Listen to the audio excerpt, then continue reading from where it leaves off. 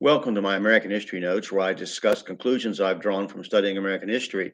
You may not agree with my conclusions, any of them, but you should know about the subjects I discuss and even more. Today, Great Britain and America had trouble with the fact that while Congress asked for the states to restore the property of former loyalists to Great Britain, as per the Treaty of Paris, few states actually were willing to do that. Only Pennsylvania and Maryland compensated their former proprietors' families.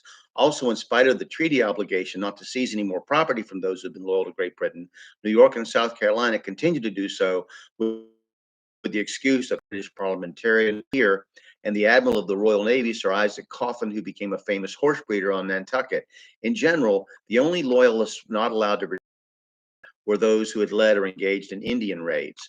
Pre-war debts caused in 1802 when the government made a lump sum payment to England. And although Canada did cede some border posts to the USA and British garrison and others that refused to budge as Canada requested they stay to protect their interest in the fur trade.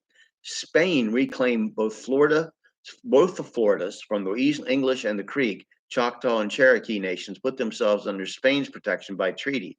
With ammunition obtained from former Loyalist forces, they began raiding American settlements on the Tennessee and Cumberland rivers, brutally killing and kidnapping many of the inhabitants. Spain's possession of New Orleans and posts on the Mississippi allowed it to put pressure on the Western settlements, and some Americans accepted money from Spain in return for a promise to promote succession from the U.S. to become a satellite of Spain's empire.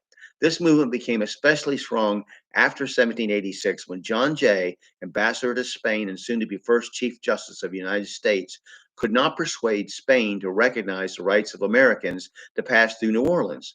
The movement grew so strong that even after 1789 and the formation of a true federal government, that even a future vice president would become involved in intrigue with regard to Spain's attempts to woo parts of the U.S. away from the rest.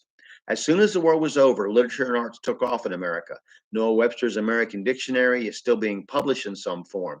His American Spelling Book was also quite popular at the time, and his 1828 dictionary contained the greatest number of biblical references of any reference book. Noah Webster considered education useless without the Bible, or as the old preachers would say, quote, education without salvation is damnation. Although he was concerned that too much of use of the Bible in school would lead to irreverence, he is reported to have written, in my view, the Christian religion is the most important and one of the first things in which all children under a free government ought to be instructed. No truth is more evident to my mind than that the Christian religion must be the basis of any government intended to secure the rights and privileges of a free people. As the word of God itself says, now the Lord is that spirit, and where the spirit of the Lord is, there is liberty. The girl prodigy of this age was Phyllis Wheatley, a slave born in Africa and owned by a Boston tailor whose poetry and prose afforded her freedom when her master took her to England, where she published poems on various subjects. Returning to America, she married another former slave, celebrating her country's freedom with Liberty and Peace, a poem, in 1784. John Trumbull and Charles Wilson Peale were notable portrait painters who studied under American expatriate Benjamin West, who moved to London. Peale painted 60 portraits of Washington based on 7 sittings. Jedediah Morse, father of the inventor of the telegraph, artist and historian Samuel F.B. Morse, wrote the popular Geography Made Easy, which was published in 1784.